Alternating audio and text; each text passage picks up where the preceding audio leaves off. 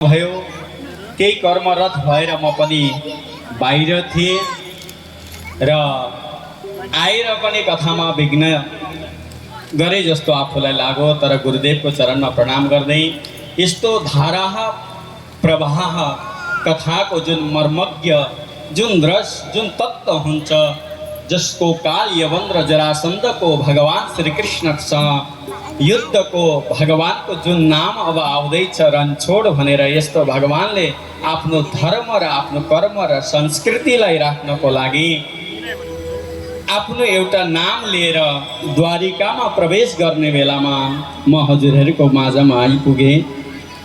बडा आनन्द लागिरहेको थियो। साथै यहाँ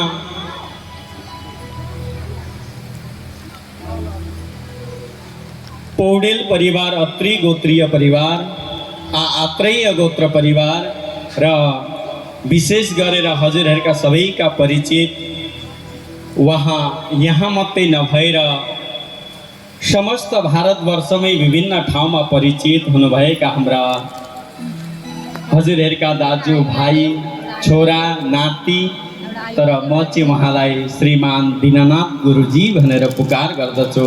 उहाँलाई पनि मुरी मुरी धन्यवाद र आशीर्वाद दिदछु। उहाँको लागि पनि जोरदार ताली बजाइदिनुहोस्।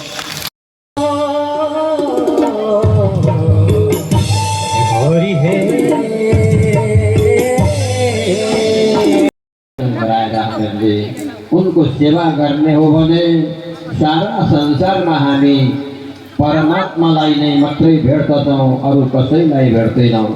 भगवान नै भगवान सारा संसारमा त्यतिखेर हामी भेट्दछौँ जतिखेर हामीले आफ्नो हृदयको मन्दिरमा सजाएर भगवानलाई राखेको हुन्छ।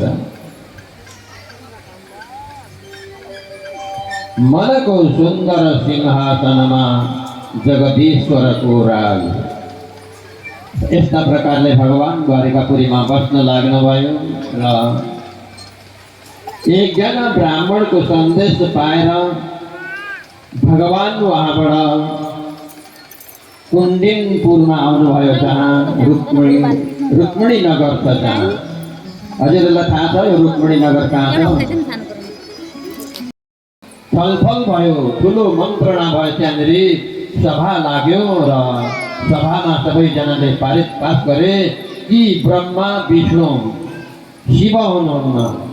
ब्रह्मा विष्णु दुवैजना हुनुहुन्थ्यो, इन्द्र आदि गरेका देवताहरू पनि हुनुहुन्थ्यो र उहाँले भन्नुभयो यदि शिवको अंश कोही छ भने त्यसले मार्न सक्दछ भनेर यो घोषणा भयो त्यो समयमा।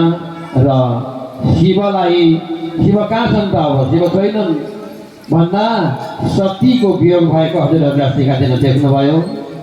दोस्रा दिन देख्नुभयो सती वियोगमा भगवान शिव यत्र तत्र सारा संसारमा घुम्नु भएको थियो र सतीका अङ्गलाई कुनै प्रकारले गलित हुन सकेन र भगवान श्री कृष्णले चक्रावतार भएर त्यो सतीको जुन मृत शरीर हो त्यसलाई टुक्रा टुक्रा गरेर 51वटा टुक्रा गरेर गिराउनु भयो। त्यो गिरेका ठाउँमा कामाख्या भनेर त्यो शक्तिपीठ आउँदछ। त यसरी जाँदाखेरि त्यो तपस्या भङ्ग गर्नका लागि इन्द्रले कामदेवलाई सपत्नीक पठाएका थिए र कामदेवले आफ्ना मित्र कामदेवले आफ्नो साथी वसन्त ऋतुलाई लिएर भगवान शिवको जहाँ ध्यान मग्न भएर समाधिस्थ हुनुभएको ठाउँ थियो त्यहाँनिर गए। हिंदी में अनुरोध है, मैं हिंदी से जाऊंगा क्योंकि मेरी जो हिंदी है वो कुछ अशुद्ध होने लगी है। विशुद्ध होती तो ठीक ही था, अशुद्ध होने लगी है। फिर भी जैसा मैं कहूँगा आप पंडित जी कुछ ऐसा कह रहा है बोल के समझ करके आप मनन कीजिएगा। जब भगवान शिव समाधिस्थ होकर के ध्यान मग्न थे तब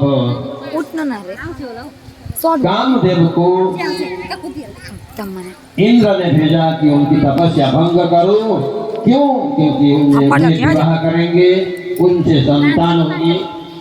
संतान होगी और उस संतान से तारकासुर का वध होगा, तब जा करके हमें शांति मिलेगी। ऐसे करके कामदेव को भेजा था और कामदेव वहां में जाकर के भगवान, उस समय में भगवान के मन में थोड़ी सी विकृति आई, पता नहीं क्यों क्या हुआ बोल करके जब उन्होंने आंख खोल करके देखा तो सामने ये जो कामदेव है वह दिखाई दिया। पुष्प बाण लेकर के भगवान शिव के मन में वो बाण मारने के लिए तैयार होता हुआ उन्होंने देखा। तब भगवान के तीसरा जो नेत्र है, थर्ड आई, 3 नंबर का जो आंख है, जो ललाट के भ्रूमंडल में होता है, वह खुल गया। वहां से अग्नि निकली और उस अग्नि से कामदेव जल करके भस्मीभूत हो गया। तब वो रति जो थी वो दुख मनाने लगी, हे भगवान आपने पता नहीं क्या किया, मुझे विधवा कर दिया, मेरे स्वामी को आपने जला दिया, आप मुझे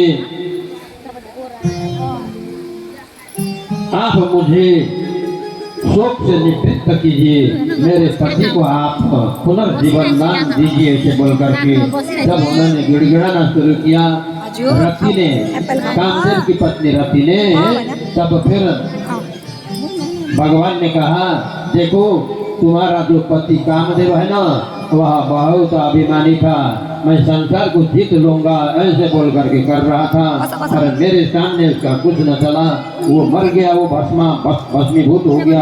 पर तुम जो अनन्य विनय कर रहे हो, मैं स्त्री धर्म से तुम्हें वरदान देता हूँ कि वह अदृश्य रूप में काम करता रहेगा, फिर दृश्य रूप में तुम द्वापर में जाकर के कृष्ण के प्रथम पुत्र के रूप में तुम्हें वो मिलेंगे, तुम्हारे जो पतिदेव है कामदेव वहाँ मिलेंगे। ऐसे बोल करके भगवान शिव ने कहा था। तब जाकर के ये द्वारकापुरी में आके रहने लगी, नहीं शंबरासुर के यहाँ में आकर के रहने लगी थी।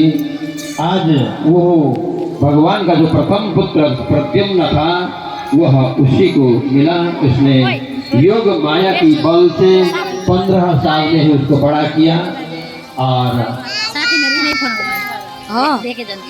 बड़ा होने के बाद में उन्होंने मातृभाव को छोड़ करके पत्नी का भाव लेने लगी। प्रद्युम्न कहने लगे, माते क्या आपकी बुद्धि भ्रष्ट हो गई है क्या? मैं तो आपका बेटा हूँ, आप मेरी माँ हो।